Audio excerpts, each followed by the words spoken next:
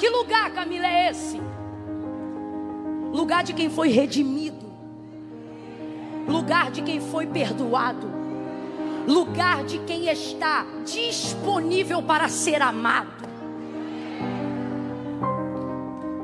lugar de quem pode receber o amor de Deus. Eu não vou passar panos quentes nessa mulher, porque você não precisa minimizar o erro do outro para maximizar a redenção de Jesus.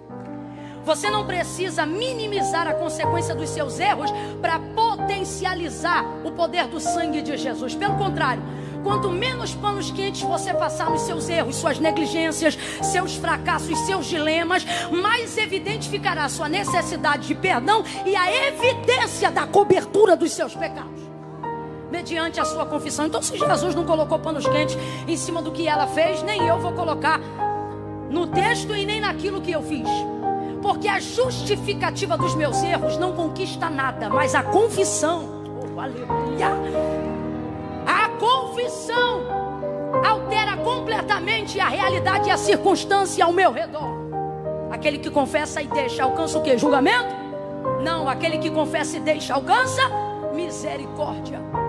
Vou lhe dizer que o maior problema dos últimos tempos em nosso meio não é dinheiro, nem a falta dele, nem o excesso. Porque quem tem muito tem padecido da mesma necessidade de quem não tem nada. Porque a maior crise dos últimos dias não é financeira, é emocional. Mentira ou verdade? Houve-se um tempo onde não se existia a classe média, aonde ou você era pobre ou você era rico. A intermediária emergente, esquece. Estou falando de para mais de 30 anos atrás. E naquela época acreditava-se que suas tristezas, suas dores, seus dilemas, seus fracassos era porque você não tinha as mesmas oportunidades. E em razão disso ficava triste, chateado e tantas outras coisas ruins que levam a gente a dias maus. E aí você pensa, se não tenho, se não posso, é porque não tenho, é porque eu não tenho. E começamos a aprender a adiar a felicidade. Quando eu tiver, quando eu puder, quando eu chegar, quando eu conquistar, quando eu estiver lá, quando eu ter tanto na minha conta. Então chegou o dia em que muitos conquistaram muito mesmo não tendo nada. Não tem saúde para administrar os negócios, não tem alegria para conviver no meio da própria família que tanto pediu a Deus para ter, não tem condições de desfrutar das casas que comprou, tem carro mas não tem direção, tem cama mas não tem sono, tem comida mas não tem sabor. É difícil. Ficou-se então comprovado, e não precisa ser nenhuma mente brilhante como a do Augusto Cury para chegar a uma conclusão muito óbvia dos nossos dias. Não é dinheiro que corresponde às necessidades mais intrínsecas da nossa alma. E como sabemos disso? Porque antigamente esperávamos ter para ser, e agora mesmo quando temos, muitos ainda não sabem nem mesmo quem são. Porque o segredo da vida não é descobrir quem eu sou, mas é descobrir quem Deus é. Você não se conhece à medida que busca conhecimento sobre si mesmo. Quanto mais você conhece a Deus, mais você passa a saber sobre si mesmo. Resumindo a história, dentro desse contexto, começamos a viver dentro de uma realidade que seria no mínimo ingenuidade, para não dizer ignorância. Achar que o que difere hoje entre saudáveis e não saudáveis, plenos e não plenos, são patrimônios territoriais. Acabou-se a ideia de que quando eu tiver eu serei, quando eu chegar vou ficar feliz. Acabou. E como é que a gente sabe que acabou? Porque se quem estava antes chegou lá e não soube ficar bem, e quem já estava antes de quem conquistava este lugar também viu que não tinha o suficiente para resolver, está mais do que comprovado que dinheiro não é a resposta de tudo. Se fosse, o maior índice de suicídio não estava na classe média alta. Está comprovado? Estamos sobre acordo nisso aqui, sim ou não? Sim ou não? Abre a boca, sim ou não? Isso é uma realidade. Então vamos agora chegar ao pé de igualdade do porquê Deus permite sofrimento a toda criatura em algum momento da sua vida. Porque a alegria é ótima, mas não tem o poder lapidador que só o sofrimento tem. E dentro desse processo de lapidação, existem algumas dores que nos torturam e têm um poder torturador uma dor maior do que qualquer outra. Que dores são essas? Dores do pecado que cometemos. Porque essa não é sobre não ter tido oportunidades. Essa normalmente está ligada a não ter conseguido ter força o suficiente, caráter o suficiente, nobreza o suficiente, espiritualidade o suficiente, renúncia o suficiente. Logo, quando a consequência de um pecado chega, e a consequência não é uma descoberta, a consequência é a queda no eu, é você cair em si mesmo, é você perceber que pior do que ser julgado pelo que as pessoas pensam de você, é perceber que você se tornou carcereiro de si mesmo. Eu estou falando aqui a cristãos, sim, senhores, cristãos, porque o que eu vou falar agora não tira paz, não traz doenças, não entristece quem não entende o alvo da graça, quem não conhece a cruz de Cristo. Então as maiores dores das quais eu vou fazer menção aqui agora são para nós, crentes. O poder destrutivo do pecado traz dores terríveis a todas as pessoas, mas sempre vai doer mais em quem tem mais consciência do que fez. Ninguém tem mais consciência do que um cristão, do que é um erro, do que é um equívoco, de onde errou. Tanto é que você não precisa cometer nenhum pecado moral, tanto é que você não precisa cometer nenhum erro tão grotesco a ponto de que todo mundo saiba, ou que seja necessário ficar evidente, que só os seus erros individuais, veja, já não estou nem mais falando de pecado, seus erros insistentes são os que mais te aborrecem. Vamos aqui para um terceiro nível, dos crentes maduros. Os crentes maduros normalmente são os que mais sofrem. Por quê? Salomão disse: quem aumenta em sabedoria também aumenta em sofrimento. E por que aumenta em sofrimento? Porque aumenta seu nível de consciência. Abre a boca. Aumenta seu nível de... Quanto maior sua consciência, maior a sua dor. Quem está entendendo, diga amém.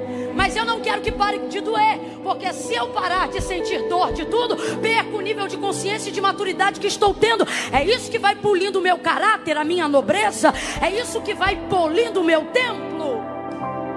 Então veja, entenda, esses erros já são suficientes para nos castigarem. A quem eu falo agora? A crentes que desejam ser puros, santos, mas que estão sendo castigados por ciclos repetitivos de erros, dos quais você diz: Jesus, me tira dessa negligência, me tira dessa falta de vida devocional. Jesus, me leva de volta para o lugar da oração.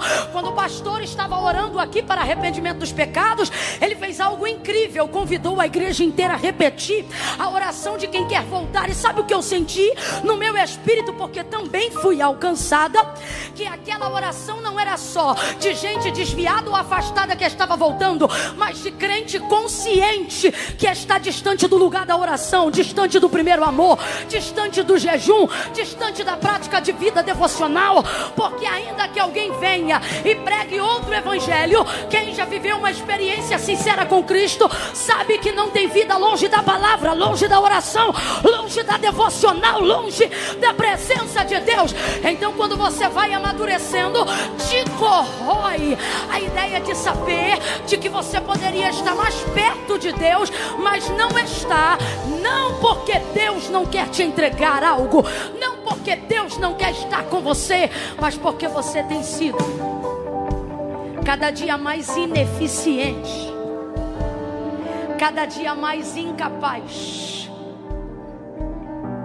No início você era tão dedicado.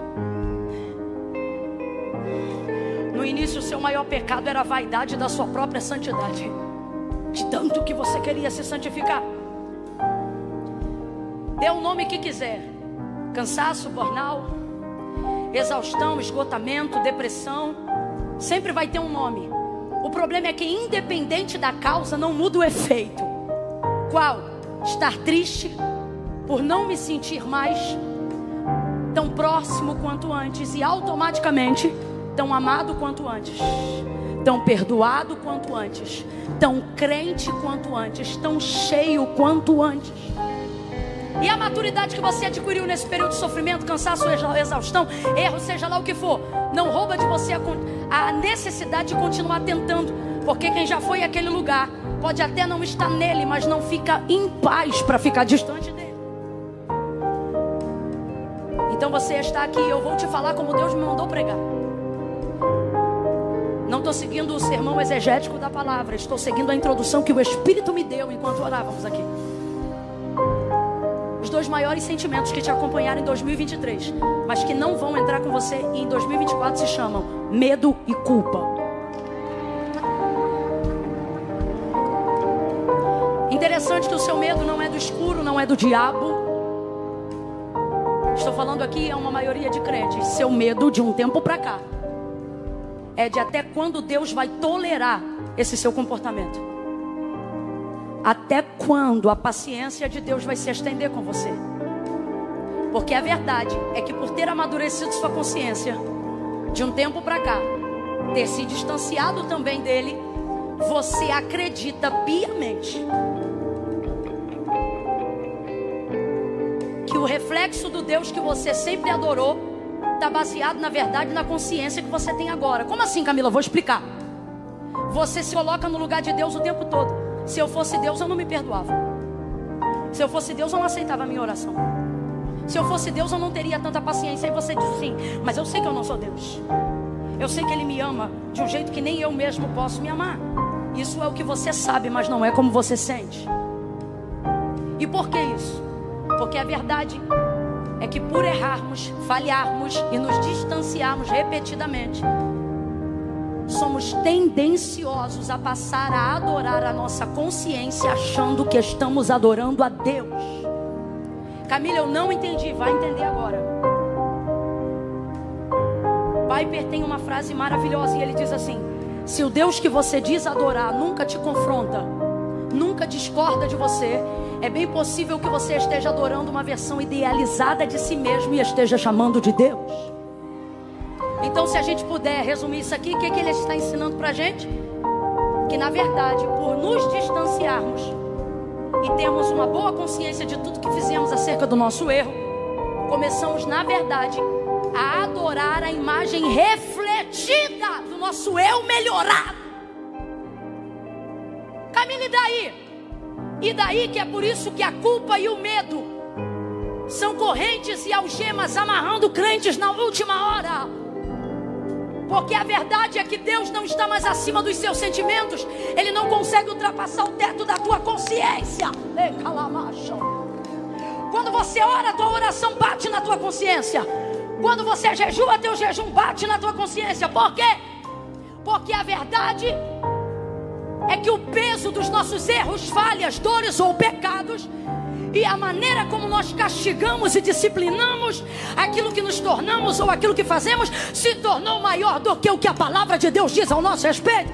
Por exemplo, nos piores dias de Israel, o que o Senhor disse para ele pela boca do profeta Jeremias: eu sei que pensamentos tenho de vós, diz o Senhor, pensamentos de paz e não de mal. Veja, Israel estava virada no pecado da idolatria quando o profeta liberou essa palavra, quando Deus falou pela boca de seu servo: eu sei que pensamentos tenho de vós, diz o Senhor, pensamentos de paz e não de mal.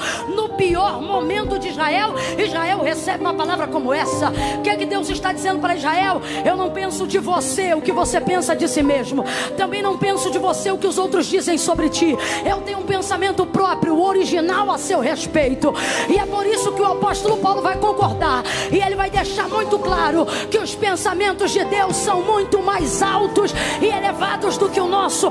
Eu declaro agora debaixo dessa palavra que toda adoração à própria consciência e que tudo aquilo que estava subjugado pela sua consciência seja invertido e submetido à autoridade do Deus eterno, do Deus que perdoa, do Deus que está acima do que você pensa de si mesmo, do Deus que tem uma voz mais alta do que a voz dos seus pais, de um Deus que tem uma voz mais alta do que a voz dos seus inimigos, de um Deus que está acima das suas dívidas, um Deus que está acima das suas dores, um Deus que é capaz de te amar mesmo quando você está vivendo o seu pior momento.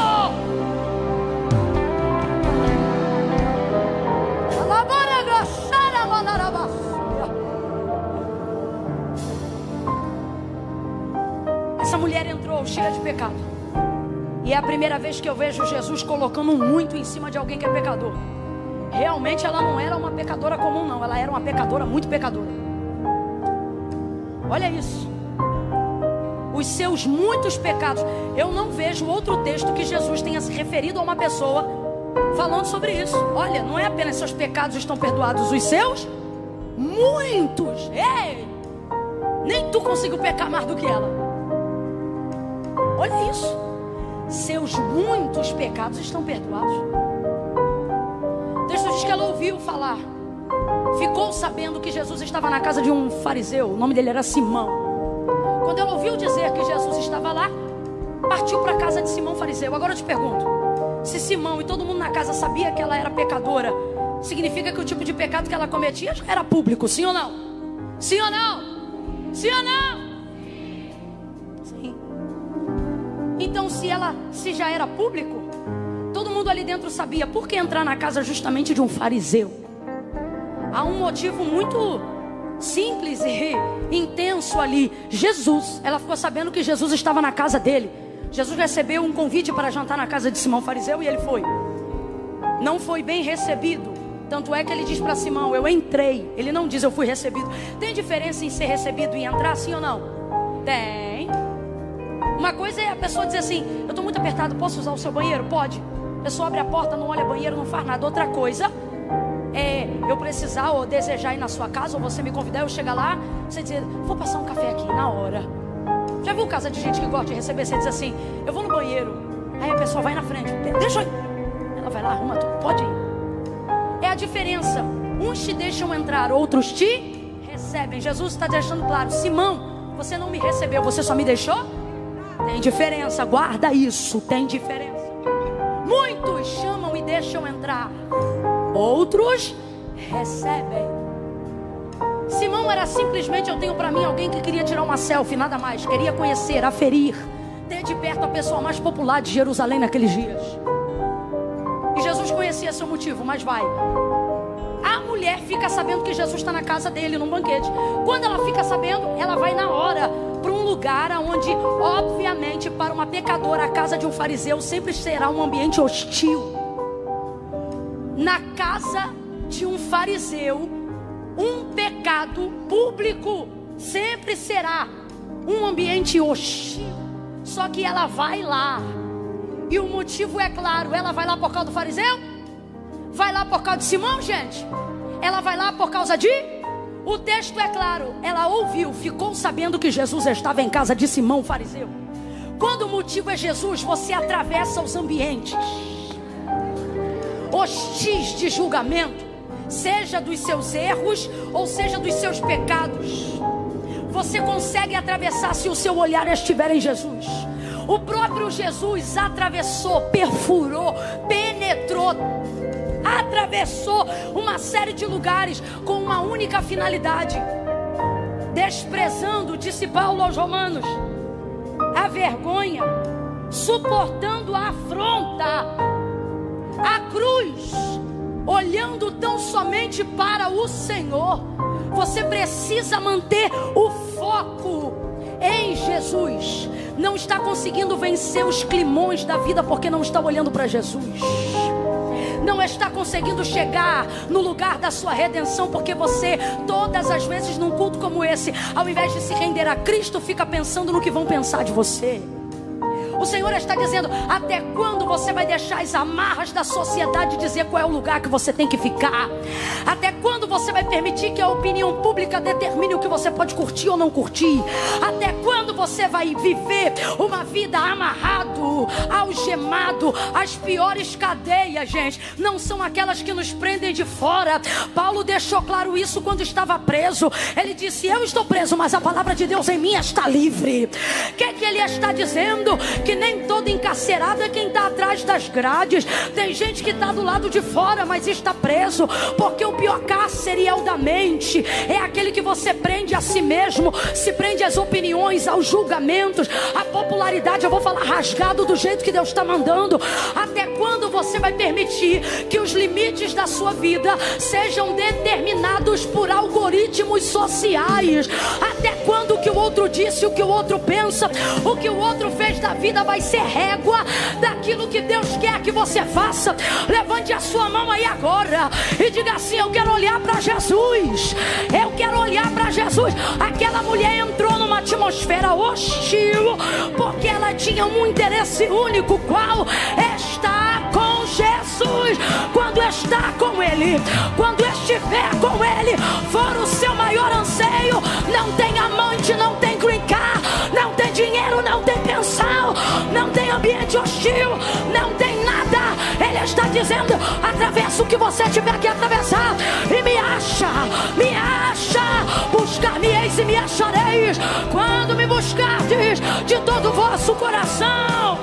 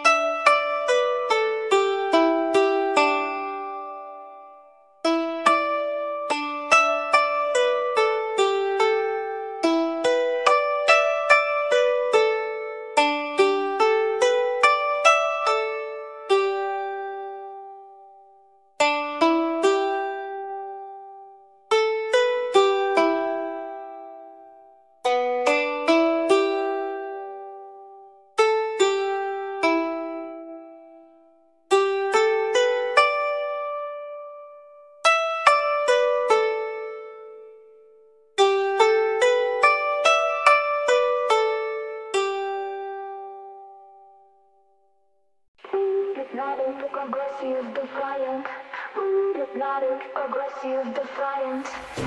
Hypnotic, aggressive, defiant. Hypnotic, aggressive, defiant. Keep it low, the vibe is strong. Tracks ahead, can't go wrong. September's calling, come along. Join the wave where you belong. So turn it off, follow the flow. Hit that leg, let the playlist grow.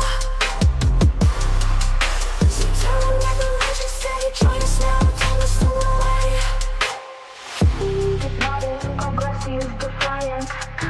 Hypnotic, aggressive, defiant. Keep it low, the underground. Every beat pure and profound. Subterraneous heat, it's all around. Follow the fire, let's surround.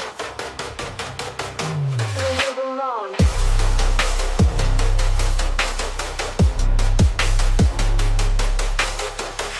Hypnotic, aggressive, defiant.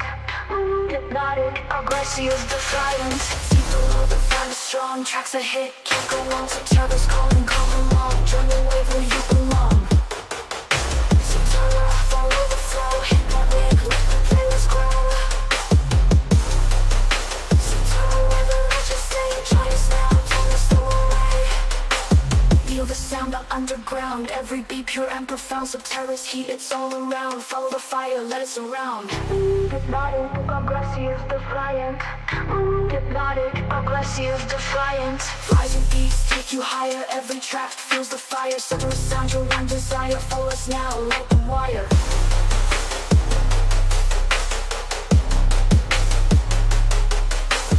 From the shadows those tracks emerge. Every artist on the verse of terror's flow. Feel the surge, fall and die, feel the urge.